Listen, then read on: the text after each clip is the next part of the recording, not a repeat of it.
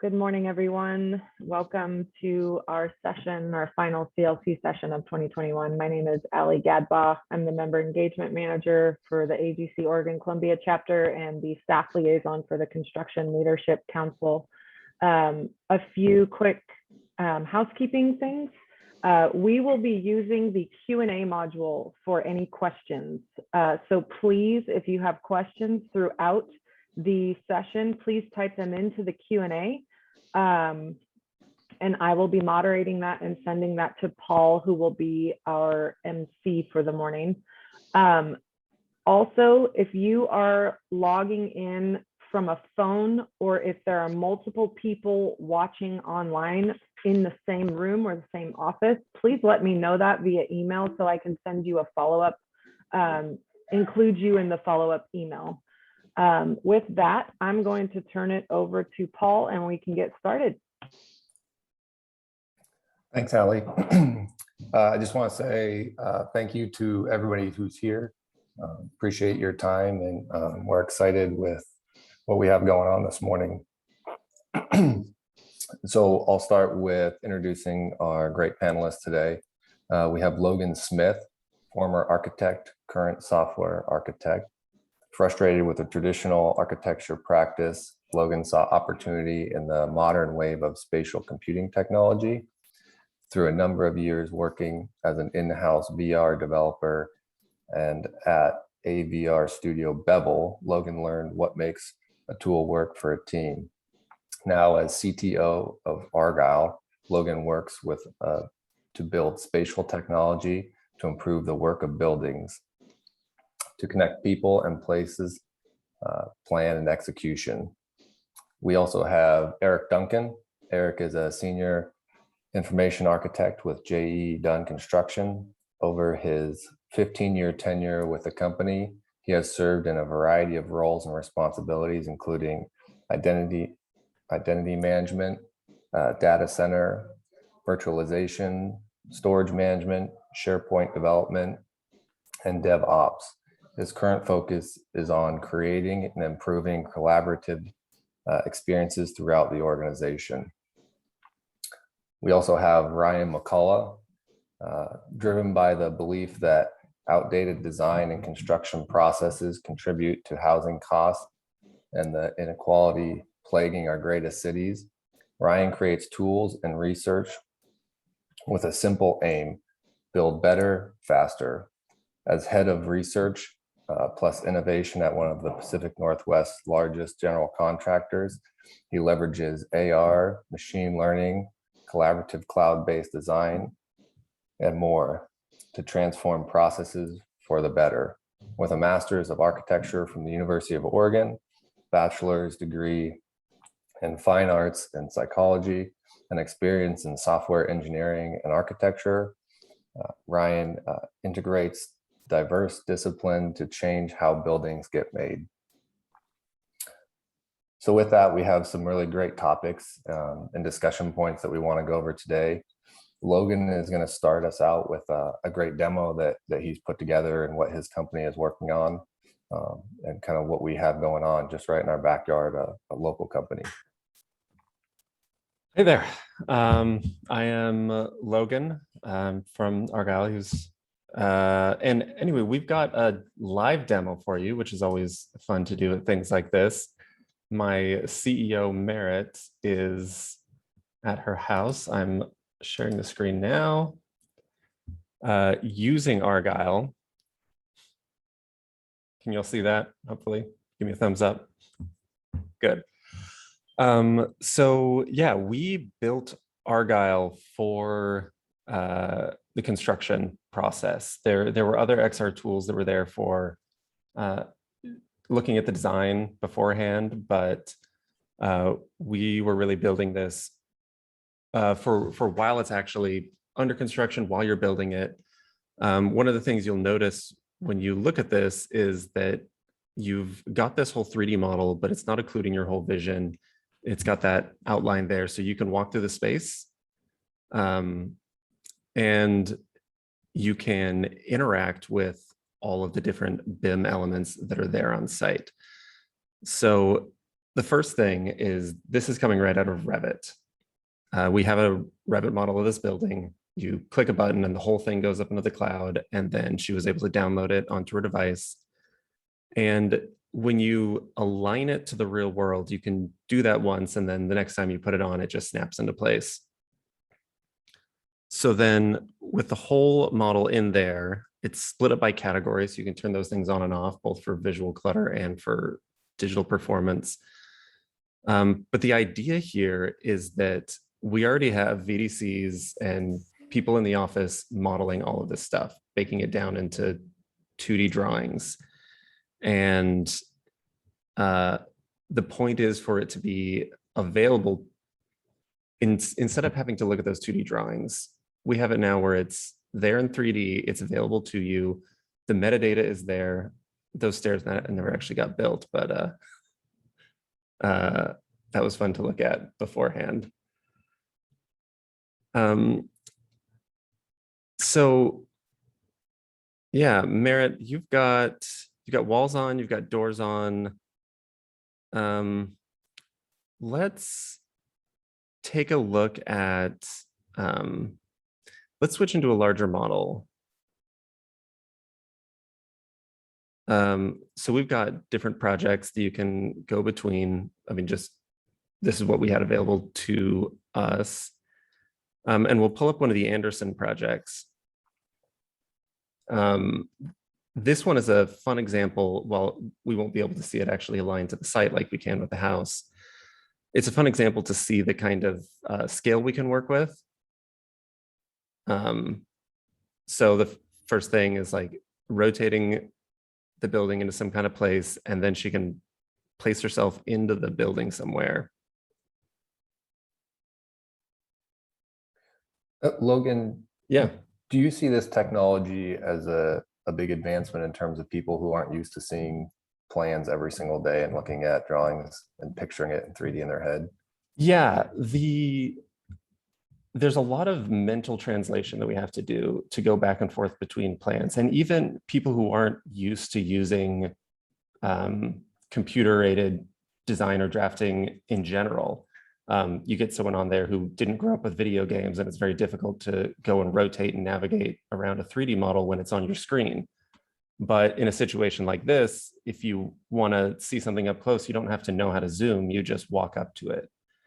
I think a general theme here is that like we want to build technology that's easier to use than not using technology. Even if you make it powerful, that's not really helpful if it's too difficult and nobody uses it. So the point is exactly, if someone doesn't understand or it just isn't accustomed to working with plans, even if they know how to use the 2D drawings, you're going to end up with mistakes that you don't make when you have it in front of you in this sort of obvious way. Yeah, and it seems as though in terms of spatial awareness, sometimes things look pretty small on a half-size set of drawings, or so if you get an owner looking at something and say, well, I can't really visualize how the space is going to get built out. It seems like this would be an amazing tool to use for them. Mm-hmm. And if there's something that was never included in an as-built drawing that was handed to you before you started modeling it, and then you go out on the site and you say, oh, nobody told me there was a X right here. Now we need to change our plans. We need to change our drawings. Yeah, I would say probably one of the biggest questions people have is how come they didn't build those stairs? Yeah, those stairs. I don't know. I'll have to ask Merritt about why those stairs aren't built yet. Sure. So I guess what you're saying is this technology is great in terms of upfront, throughout construction, and even after in terms of as-built. Yeah. This is a very new product that we're working on. And like, while augmented reality has been around for a while now, you haven't seen it on a lot of job sites because it's been too difficult to use. And so this is our attempt to make it easy enough for everyone. It's usable there during the construction process, and then we're going to be building out more tool sets for like facilities management afterwards, Sure, so sure. that you can just deliver this. Yeah, what's the Yeah, question? can you explain just a little bit? So she's wearing goggles now, and then this is built into the goggles, or how is that working?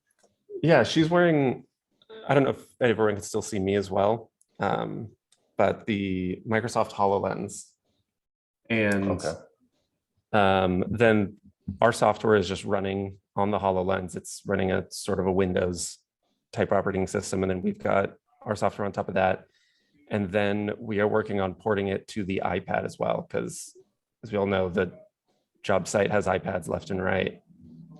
So we can get the same these same tools in your hand instead of having to be on your face, which will help get it in front of a lot more people.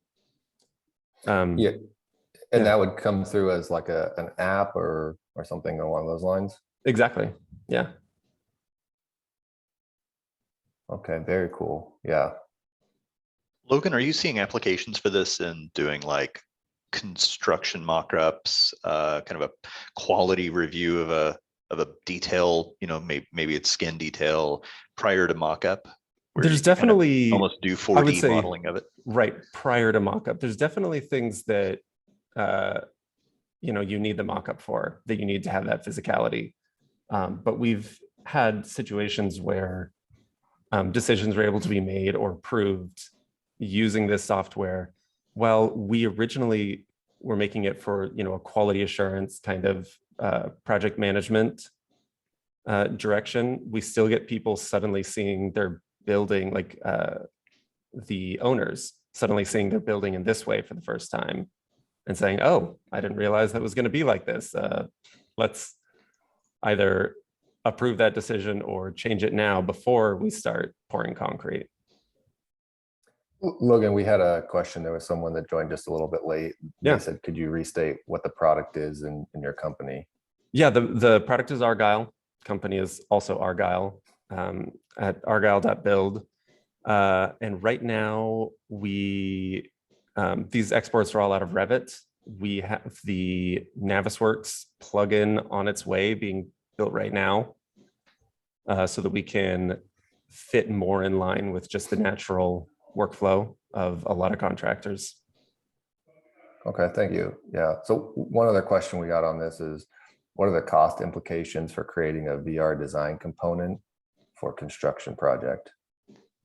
So in terms of this, it was really important to us to not have to do a lot of other modeling. So we just take the Revit model that was designed for the normal construction process and then click a button and it's in the cloud and in the headset. You're not chopping down the model. You're not breaking it into little pieces or having to make special models or special views just for this. It's just a click. And then we've done a lot of the optimization work on our end to be able to deal with that. Oh yeah, she's using the click inspector now. So all of the metadata parameters that are in the Revit model come through as well. So the goal is, if you need to look up something about one of your components, we want it to be easier to just click on that door than trying to find the door in a schedule and looking up the information about it there. Very, very cool. Very cool. So I guess in terms of this technology, what are some of the other technologies you guys are seeing out there that are kind of on the horizon or that are becoming more prevalent on job sites today? Yeah, are we leaving the demo and going to panel? Yeah, I was gonna say, yeah, we can let Merritt back to work if she wants to. All right, thanks a lot, Merritt. Appreciate your helping with the demo.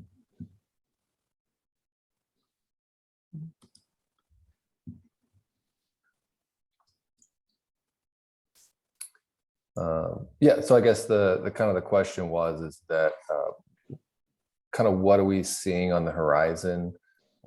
What's out there? And what are we seeing that's becoming more prevalent in terms of technology on construction sites?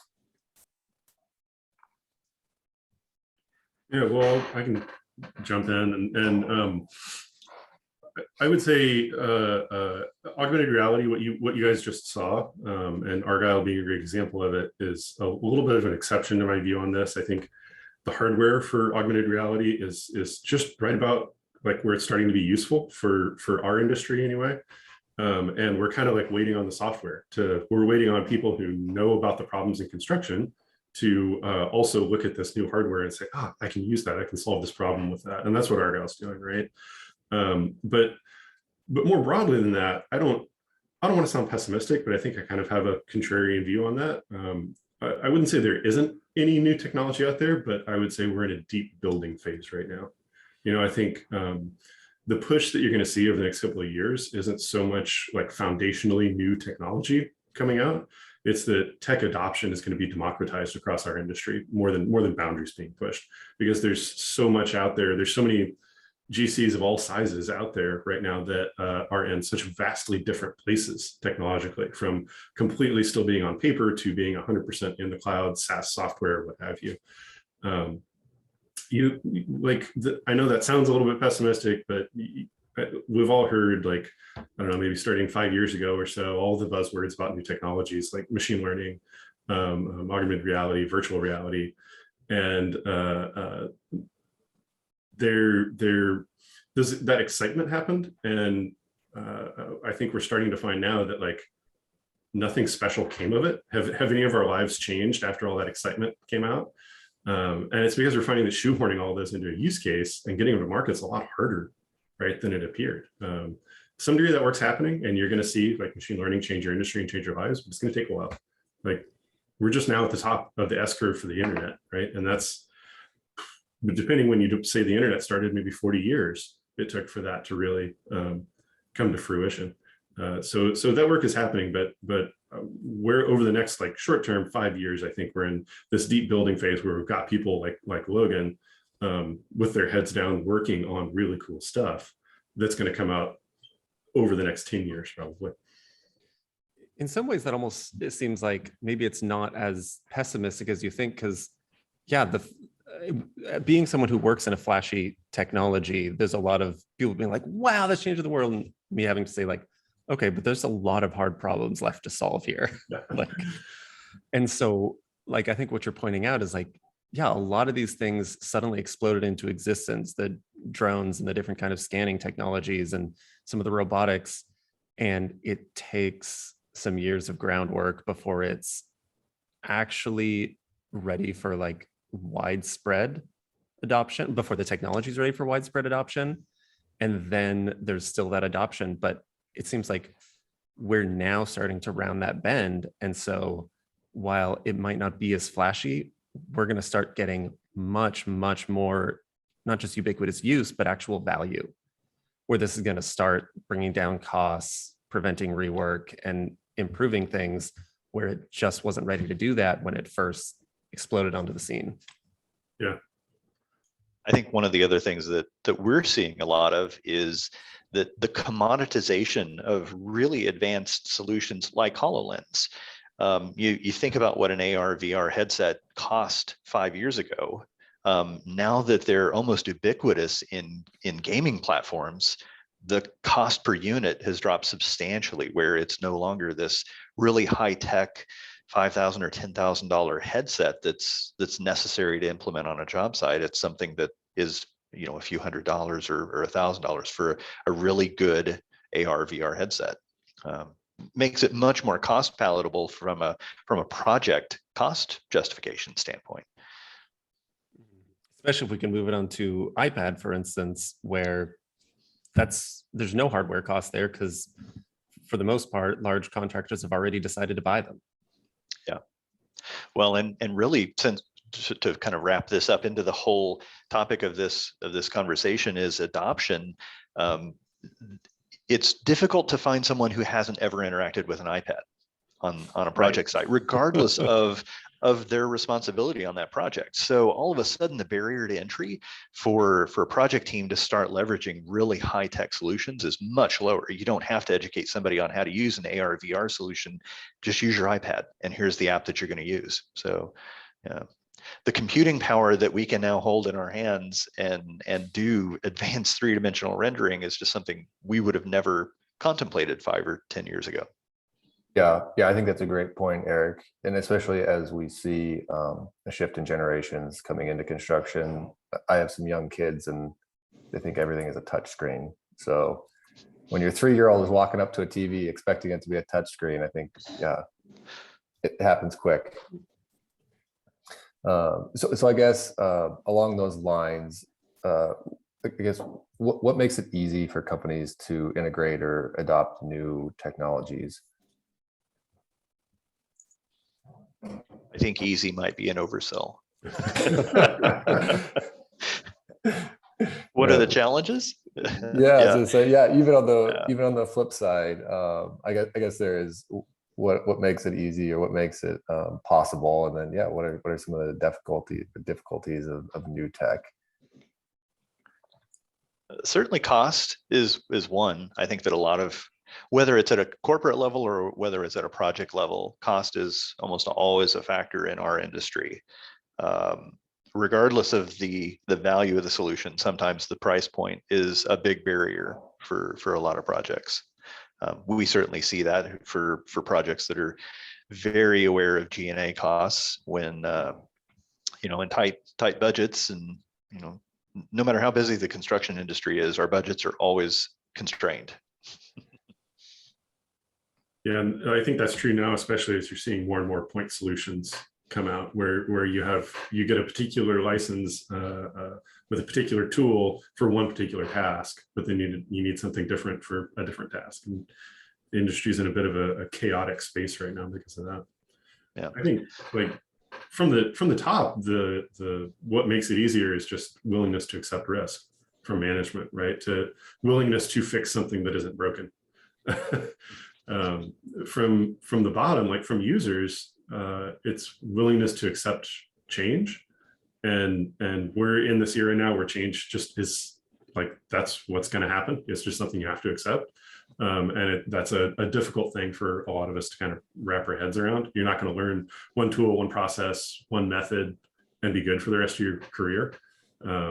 That's just how it is. But I do think that's kind of a double-edged sword, right? Because we're seeing a lot of software churn that feels like it's just changes for change's sake. So I think we also need to strive for the groups that are actually deciding on the software. So we need to strive for change that's actually impactful and minimize the stuff that doesn't matter. And what's difficult for the decision makers is to identify what are those things that don't matter, because it's easy to fall into the trap of thinking everything about your process matters. Everything about your process is what makes you and what makes you different or better from your competitors. And there's so much that can be gained by going to tools that in software we call them opinionated tools, where a particular like ERP or human resources solution you have might have a way of onboarding new people that's different from the way you've traditionally onboarded new people. And maybe that's a bad example because that's part of culture. But if you just run with that, like, do you really think that process is what's giving you a competitive advantage over your peers? Probably not. Like, we're all builders, and building buildings is what matters. So adopt more opinionated tools and let offboard those decisions. Let the software companies make some of those decisions and drive those processes, because they don't matter your bottom line and they don't matter your competitiveness. And once that's done, you no longer have to sort of manage that change because it's going to be consistent. Yeah. And in terms of change management, one of the things that we're facing right now is in terms of our overall product set, in terms of the physical technology that a lot of individuals use, about half of it is directly under our control. Take our on-prem applications that we directly have the ability to say, we're going to roll out this patch this weekend. The other half of our software set is completely cloud-based. It's software as a service, and they're rolling out changes on their own schedule, often to the unawareness of IT. A lot of times we'll walk in Monday morning and Microsoft has rolled out a whole bunch of new updates or a new feature in any of the Office platform, and we're sort of the last to know sometimes if we're not paying attention to what's coming up on the roadmap. So getting ahead of those changes, making sure that we're communicating out to our end users that, hey, this is coming. That's such a critical part of change management in organizations. And I think it's really something that a lot of organizations don't do well. There's always improvement for change management, whether it's simple communication. One of the things that we found years ago was change management. We felt like we did really well, but one of the things that we didn't always do well is even tell the help desk that this change is coming. So all of a sudden the help desk starts getting tickets from our end user community that say, hey, something's different, something's new. And we forgot to tell the help desk. It's those simple little things that really help to ease the friction of new technology, whether it's foundational or whether it's just little feature updates that are coming. Yeah, I mean, of course, there's definitely a cost that we can't ignore associated with onboarding or training on a new tool, whether that's a new technology or a new process or anything like that.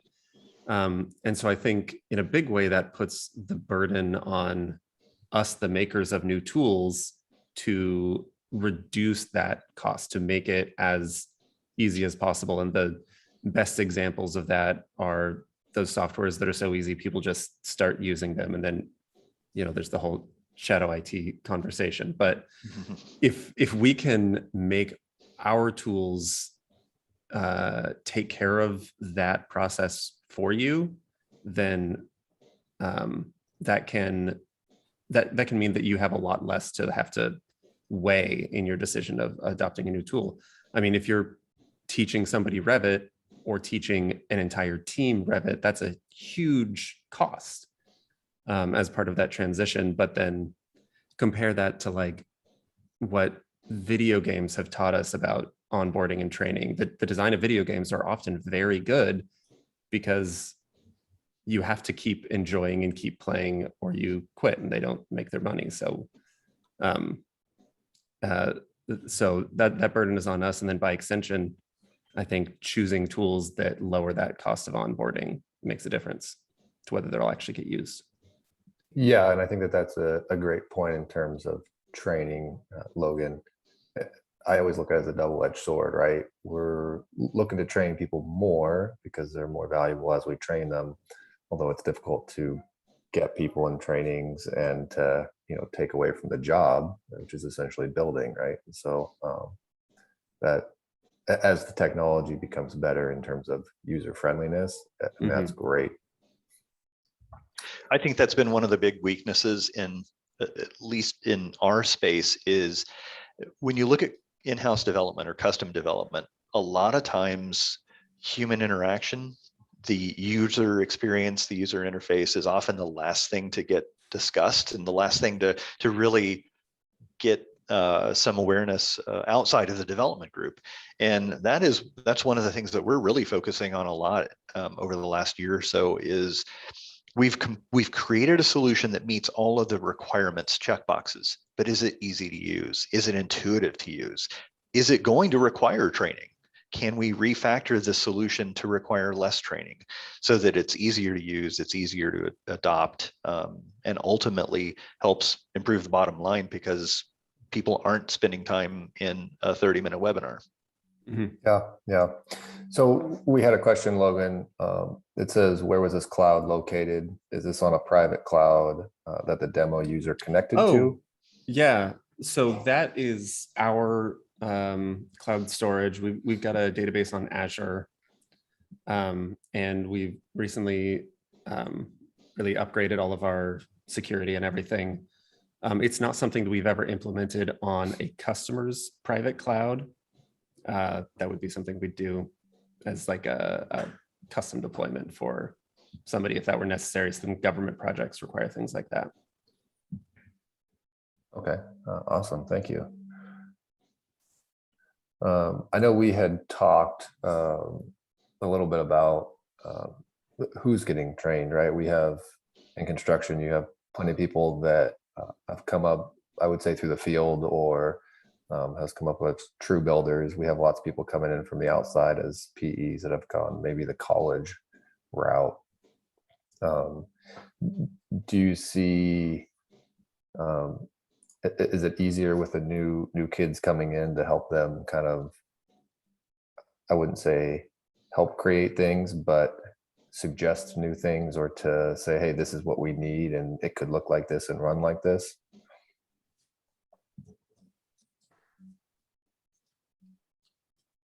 I think to paraphrase your question, do we target training to a particular demographic on the job site? Yeah, or Or through sometimes the you don't, organization, not necessarily just on the job site? or sometimes you just don't know what you don't know, right? I think as kids have come up playing video games and using computers, I don't know if I'd say imagination, but your expectations and your knowledge of what is possible maybe is different than someone that didn't grow up that way. Have you seen a lot of difference there, or new things coming out because people are pushing technology? Yes and no. I've actually reached out to an awful lot of project engineers. We've got a specific team internally. We use Teams for workspace and work team type collaboration, and we've got a team specific to project engineers, because we found that project engineers and project coordinators are often the ones that are most transactionally interactive with the technologies, more so than like the PMs and the senior PMs. So if we can get them educated, if we can get them using the tools, a lot of times they're the first point of contact for assistance at the project level. So not only are they the ones that are benefiting the most from the new tools that we're providing them, but they're the ones who can get to speed the fastest and can then retrain or assist in the training of the rest of the project team. So that's helped us get an economy of scale. So we don't necessarily have to grow our training organization internally at the corporate IT level. We can start to delegate that out, even to a certain degree, some of the authority, the administrative burdens of who's onboarding people into applications. And we're trying to get that delegated out to what we call like the T squad, the technology leaders that are out at the project level or at the office level.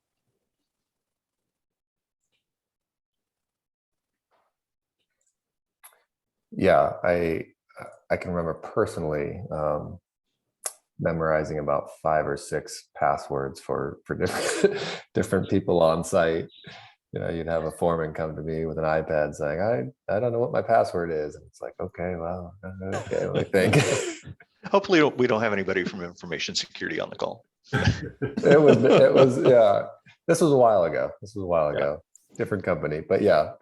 So that being said, I will mention that I think our stereotypical view of, if you're a younger kid right out of college, that you're immediately a technology savvy individual. I've talked with an awful lot of project engineers that were very construction management focused, and they use the tools that were provided to them in college, but their focus is still very much construction and it's not technology. And so we can't always walk into a conversation with someone just because they're fresh out of college and make that assumption that, oh yeah, he's just going to get it, or she's just going to get it because of their age or because of their experience in the industry. I think there's an interesting difference between understanding the technology and understanding the user interface. And so much of basically all of the software, everybody making software is intentionally building on software that came before it, right? In terms of your user interface design to try to make it easier for people who have been used to using software to continue to like apply the concepts that they know. But it's easy to think that somebody sits down and they're able to like jump into Procore, say, and click around and know sort of how to do things. And if you're on the back end of that, if you're involved in the technology sort of assistance, I guess, it's easy to think that they have the same understanding of the technology that you do, and really what they understand is the user interface.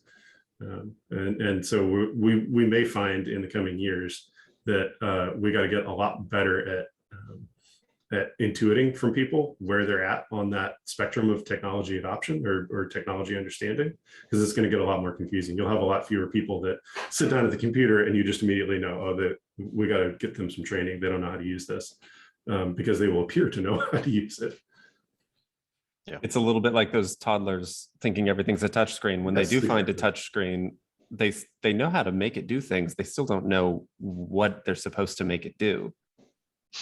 And that's the big difference, whether they really understand the software and the industry well enough. Yeah, and I think that understanding the software also then as you move through your career and understanding what you need, right? And in terms of data and some of those things is also important, right?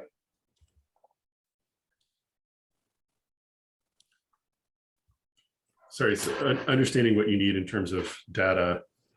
Sure. So sometimes it's in terms of developing software and things, and safety comes to mind for me, just right off the top of my head, is we can understand how to use the safety software and to track things and to say we've had incidents, but then on the back end, you need someone that really understands, like, okay, what data, what do we actually need the software to provide us to make a difference and to help on the other side to prevent accidents. Right. Yeah. How can you get actionable insights out of that? We're definitely going through that right now with safety specifically. Yeah. And it's I don't know. I think it's going to be an interesting time because there's so many sides there's so many like specific domains of knowledge you have to have just within our own industry. Like if you're a safety professional, you've got this deep knowledge about safety, but now the way we collect data is totally different. The way we display data is totally different. And you need people who are experts in that like data collection and what creation of forms, which sounds like a simple concept, but like there's people get PhDs in form design and how you effectively get the correct answers out of people. And then on the other side, data science, building business intelligence, building the kinds of dashboards that are going to get actually good decisions made instead of just telling you how many times something happened, right? So we've got to integrate all of those. I think we used to be able to have like one person, like one EHS person, be able to manage all of that themselves. And now there's so many different disciplines involved that we have to get a lot better at collaboration, coordination between those types of things. Yeah, I agree. So we had a question come in, Logan. It says, how do you make sure that the drawings/files are always up to date in the latest version in the field on the Argyle platform? It says, are there ways to incorporate RFI changes, pull up that information within the app? Yeah, I remember one thing I meant to show in the demo that I didn't was doing an update like that. Like updating the model when there are changes. To answer this question, can I share my screen again? Sure. I don't have Merit still here to show the other side, but I just pulled open Revit and that's hiding behind. Hopefully I'm signed. Oh, I'm not signed in. Okay. Well, let's just look at this because I'm not going to go through the whole sign in with Azure right now. But there's this upload model button. And when you want to update your model, essentially, you just go to that same view, click the upload model button. It takes, depending on the size of your model, gigantic models might take a couple of minutes. It's pretty equivalent to how long it takes to open your Revit model. And then that sends that update up and you click a button in Argyle, and without having to realign or anything, the new changes just come in and take the place of what was there before. So yeah, we set it up so you can be continually using it. You can even call into the office and be like, hey, can you send the updated model? And then within a couple of minutes, you're looking at that updated model there in the device. As far as the RFIs, we built a data infrastructure for holding more project management, things like that. We've got checklists that we can do there in the device. And we want to bring in RFIs too. Our focus has really been on some of the core technologies for usability first. Things like being able to get the whole model in there and getting it loading quickly. But yeah, I would be interested in talking to people about what they would want as far as interacting with those project management bits like RFIs they're out there in the field, because that's part of our roadmap.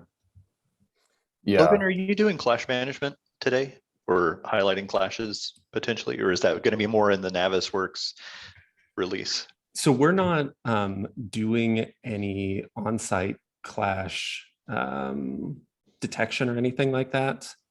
Since we're going to be coming right out of Navisworks, we sort of assume most people are going to be already using the tool they're familiar with.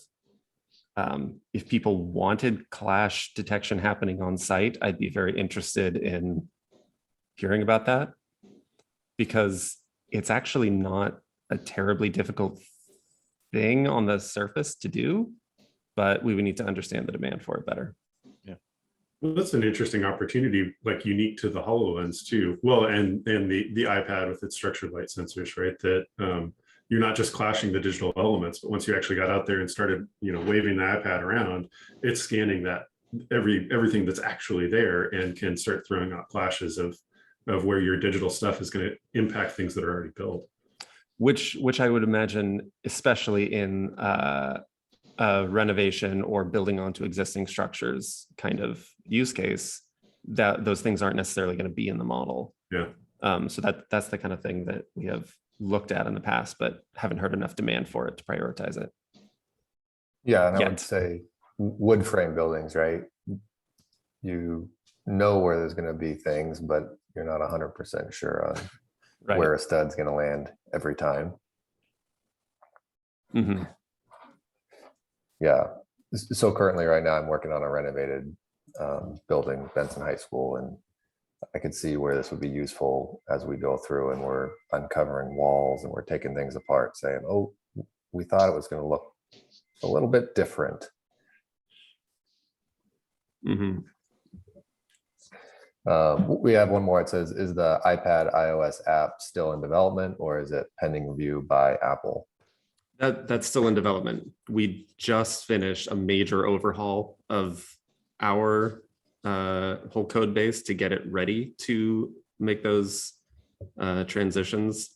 So now that big overhaul is finished, that's high in the priority list. What's the review time for Apple? How long does that take? It's not so bad. I mean, compared to how long it's going to take us to finish writing that port and getting it tested, I think it's less than a week usually. Okay.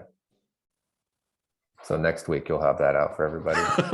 Oh yeah, great. Sounds good. All right, just kidding, Logan. So in terms of how tech decisions are currently getting made at the company level, what are you guys seeing? Is that just upper management picking and choosing, or is there collaboration happening there? Yeah, it's a shift in times, right? We're both of those. We're kind of going from one to the other in a transitional state, and we still don't know where it's going to end up. There used to be that whole like enterprise sales thing, right? That was very top down, where some internal committee you have would select a software and a sales exec would pound out a deal with your CIO. And then you'd tell the troops like, here's a new tool, go forth and prosper. But the model of how software gets made changed to software as a service, where everything is in the cloud, everything is online. You don't like host things in your own data center anymore. And sort of a side effect of that is the sales teams for the software companies found they don't have to talk to your CIO anymore. They can just go straight to your users. So like anyone on your project can go to Smartsheet's website, for example, and sign up for an account, often for free, and just start using it. So you have this like sudden explosion in the diversity of software getting used, and it's all from the ground up. And it's really conflicting for everybody at the top, because on the one hand, you're getting these really great tools and they're starting to get used and new discoveries are getting made. But on the other hand, it's like total chaos, and it's getting expensive because eventually they're not free anymore, and you have to start paying for them. And you have whole project teams saying, well, we can't continue our project unless we get the license for this. So you got to buy the license for it, right?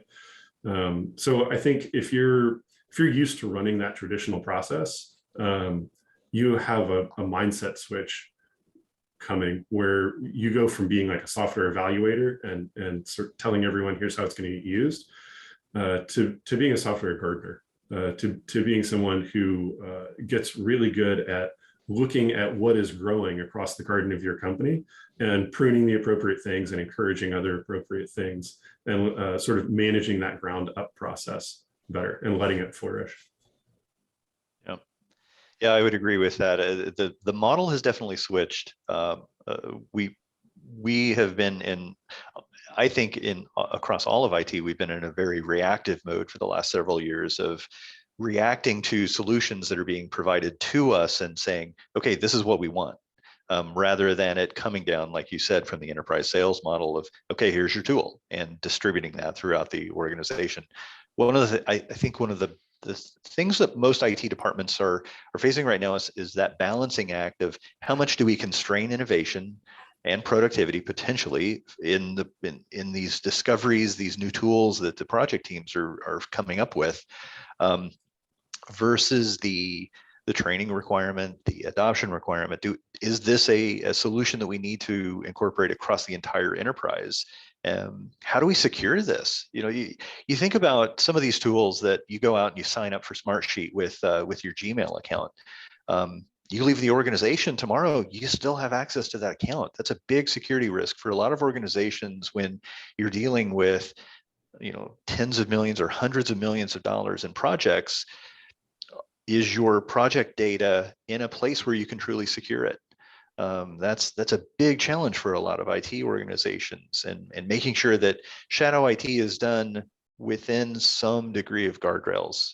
You can't just go out and put all of your project data out in a place where the organization can no longer secure it. Yeah, I think everyone in our industry needs to be much more aware of the concerns around that, not just for security's sake, but just like possession and management and ownership of your own data, and knowing where it is and sort of what might happen to it. That those security is one concern. Another that comes up for us is like some of your core processes. Like if you found a new SaaS company, software as a service company, that is doing cool stuff and making it really easy for payroll processing, you could you could sign up online, use your Gmail account and move your whole payroll process over to them. But that's a massively important process, right? And if something goes wrong, you've got a huge problem on your hands. And so many of these companies are like pre-Series A. They're very, very early companies. They're very, very small companies. And there's still a very great chance that they're not going to make it. Hopefully they will, but lots of companies don't make it through that process. And if you're sort of just reviewing websites, going off word of mouth, like, oh yeah, I heard about this cool thing, let's sign up and use it, and don't do that research to figure out where they are in their development process, I think a lot of them are going to end up folding, and a lot of companies, a lot of GCs are going to end up realizing they have all of their data or all of their processes embedded in companies that no longer exist. And that can happen overnight, right? You have to find the right place on the spectrum where you're willing to take those risks for the right kinds of processes, and you're willing to be a little bit more conservative for other kinds of processes. Yeah, the data security over the last, I don't know, a couple of years seems like it has been paramount. And have personally worked on a project where we had a subcontractor was held hostage, and you get a phone call and say, hey, we're doing what we can, but I can't email you, I can't do anything. We're kind of dead in the water. And that really drives it home, right? When you hear about things and you think, oh yeah, that's some other company, or it's not going to affect us, but it happens every day to plenty of companies. Well, and I think one of the mindset shifts that we've gone through, or that I've gone through personally, is I used to think of, if we had a project at a high school, just like what you're working on, Paul, that's probably a low security requirement. We're not talking about a data center. We're not talking about a customer with a great deal of intellectual property that they attach an awful lot of value to. So it's just a school. What's the risk in having that a little less secured? But then you start looking at the public safety impact of what happens if the plans for that school get leaked.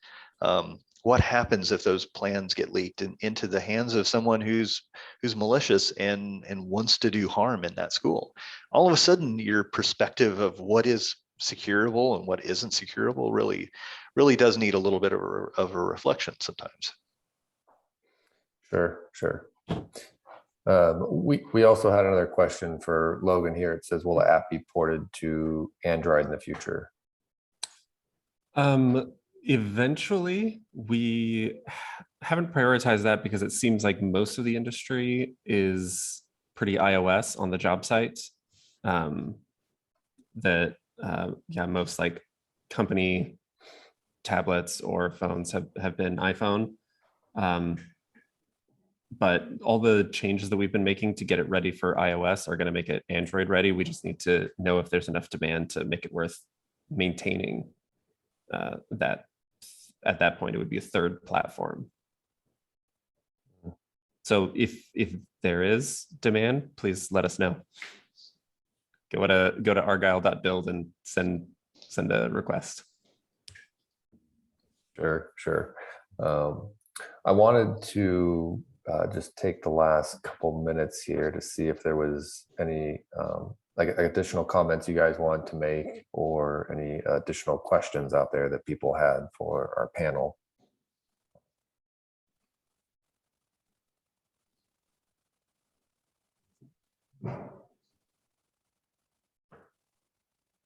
Hey, Logan and Ryan, Jared, I'm kind of the shadow panelist, I guess. I know we talked about it. We're still kind of in the major building phase of this, some of these applications. How are we like pulling what's needed from the construction side as opposed to saying like, hey, this is what we think you need? Are we reaching out to some of these builders and being like, hey, what kind of tools do you want us to build for you? Or is it more the other way around?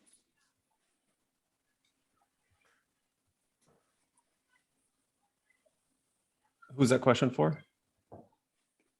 Either you or Ryan, I guess, or Eric even. So from my go ahead, Logan. Yeah, from my perspective on the outside, the industry partnerships have been extremely important so that we can get a lot of feedback about what is actually wanted and what is looked for.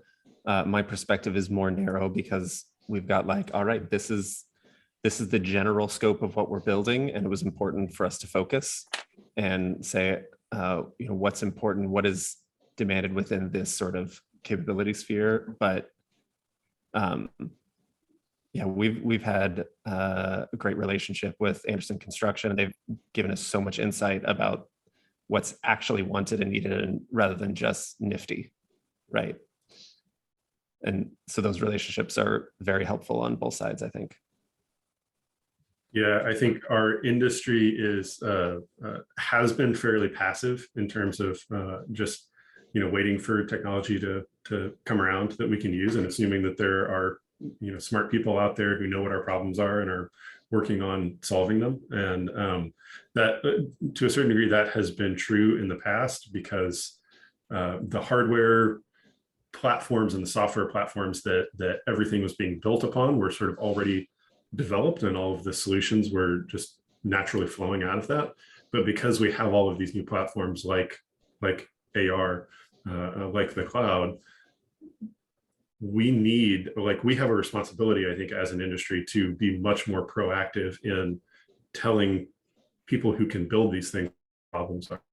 Lots of companies that are interested in, software companies that are interested in making those solutions, but they're software people. They have no idea what our challenges and struggles and frustrations are. And it's the frustrations that are really important, right? That's what, be totally willing to complain all the time to software people, because they're the ones that can solve those complaints. Yes, please. Well, and I can't underestimate or understate how important it is to embrace Agile as a development strategy, not just within your IT department. Agile gets its most value when the entire organization embraces it. And for those of you that aren't familiar with Agile, you can, the old, and we face a big uphill battle in this industry, particularly because we are so waterfall project methodology focused. the biggest answer for construction is when will it be done, right? And so when that mindset extends into software, a lot of times when will it be done isn't an appropriate answer. In Agile, what you really want to do is get value into the hands of your users as quickly as possible and iterate as quickly as possible so that you're constantly adding new value. But when it takes 6 months or a year to develop a particular tool or a particular piece of software, your organization is waiting to actually get that value in that duration of time. And so if you can get a version 0.1 out to the hands of your users, and then 0.2 comes quickly on the heels of that, and maybe 0.2 introduced a whole lot of problems that 0.3 is going to fix. Fail fast, fail forward, and fail often is really kind of the mindset that a lot of organizations struggle with embracing, I think. At least ours does, because we want to know when will it be done. But the problem is, from a development standpoint, you really want to get your end users interacting with that new technology as soon as possible so that you can learn from it, you can improve it, and constantly add additional value to it. Yeah, I couldn't agree more with that. We as an industry are really into the lean methodology, which is not exclusive of Agile necessarily, but I think we have focused on that to a bit of an exclusion, or like having blinders on to what's happening in workflow processes through other industries.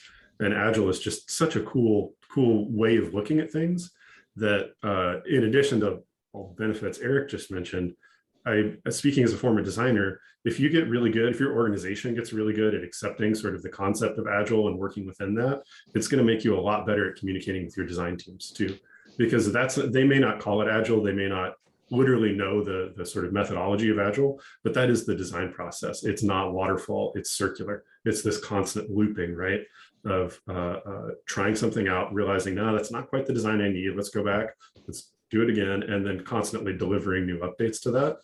I know that's a source of a lot of frustration for us as GCs working in the early design process with design partners. And if we get better at doing that with our own internal processes, it's going to make us better at working with our designers too. Okay, I got 2 questions here. The first is from Steve Bratt, and it's for Logan. And I guess what I would say is we have an email going out, and it'll have everyone's email addresses on there for follow-up. So Steve wants to know about cost, Logan, and I would say he can reach out to you directly to talk about that.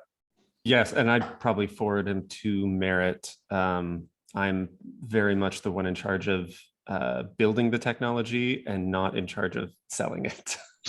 Perfect. It's good separation of concerns.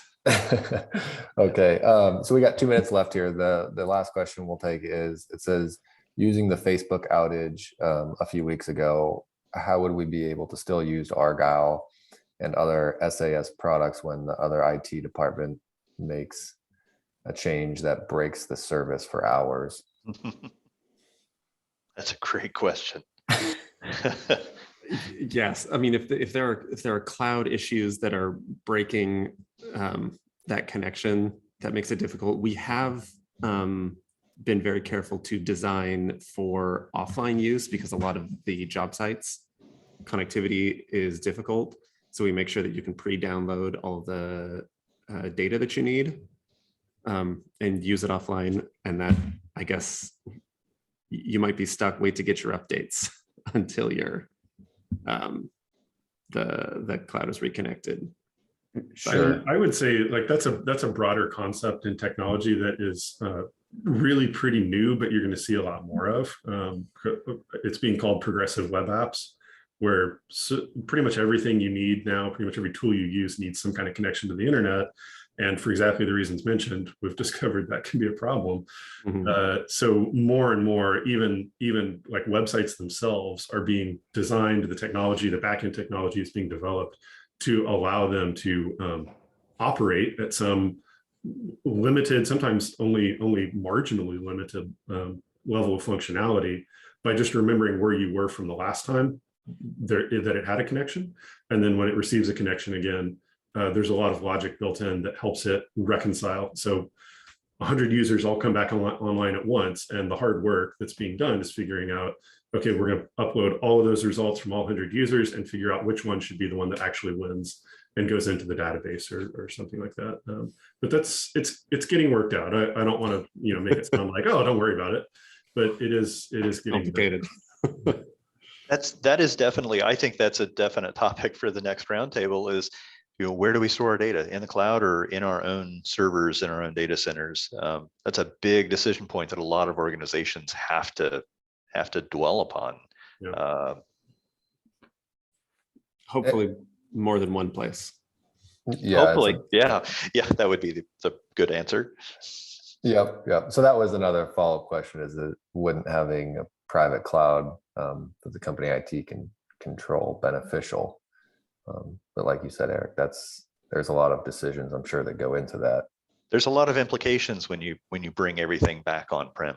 You know, now you've got to have the staff to manage those servers and those applications and keep them patched. That when you relegate that to the cloud, all of a sudden that's time that your IT group can now spend innovating rather than maintaining. And there's other vulnerabilities, like very similar vulnerabilities to that. In the Pacific Northwest, we think about earthquakes, right? If you're on-prem, there's an earthquake and that data center goes down, you're offline. Whereas if you had been in the cloud and replicated across multiple regions or across the world, it's going to keep working no matter what. Sure.